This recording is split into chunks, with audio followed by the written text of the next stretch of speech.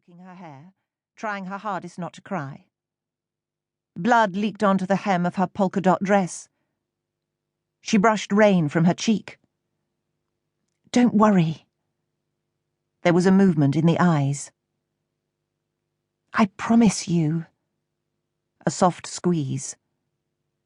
"I promise. I'll make sure he's all right." A tear rolled down the side of the girl's face. Clara felt the infinitesimal pressure of the hand in hers. Then nothing. The girl's eyelids fluttered. Life slid from her face, as softly as a petal falling to the ground. Standing up, Clara entered the apartment building, ran past the lift, and up the dimly lit stone stairwell till the 5th floor. The door, which was sooty, with badly peeling paint, stood ajar. Breath ripping her lungs, her heart jolting with fear, she pushed it and entered.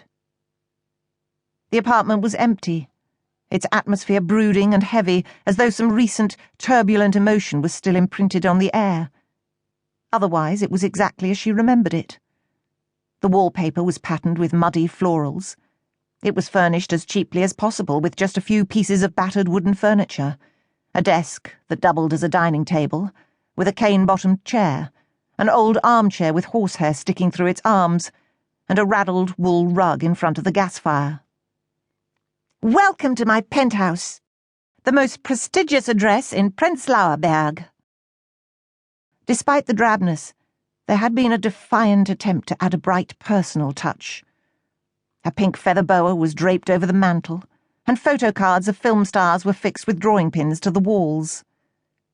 Through the door she could see the bedroom, with a curtained-off bathroom and a basin into which a tap dripped.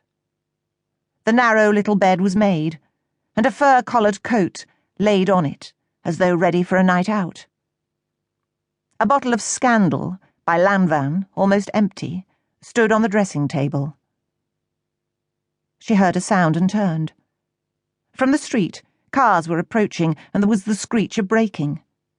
She guessed she had 30 seconds, a minute at most. She needed to focus.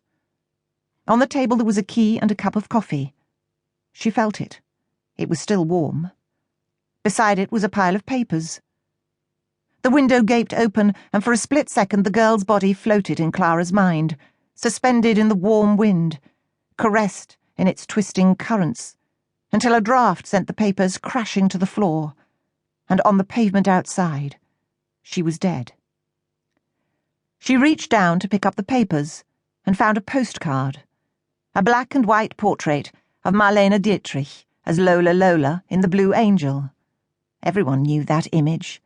Leg crooked up on a chair, deep lids like seductive shutters over the dark eyes, exuding a haughty sexuality. It was the photograph you found everywhere, in kiosks, in shops, on any street corner. Clara scrutinized it carefully, then slipped it and the key into the pocket of her navy blue Jaeger jacket. Outside, a door slammed. For a second she was paralyzed, prickling with sweaty fear. Then she turned quickly and left the room.